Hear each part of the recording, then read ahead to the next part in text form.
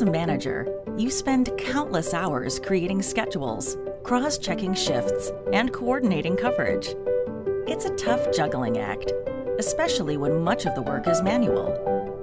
Meet Darcy, a manager who uses shifts to make scheduling more efficient and precise, saving time while keeping her employees in sync. Darcy can make adjustments and review her team's shift schedule on the go. She can add shifts and clarify details using custom labels, color coding, and notes, and then share the schedule with team members. Darcy notices a time off and swap request from her team. She approves both and adds a note in the swap request to remind her employee to put in their availability next time.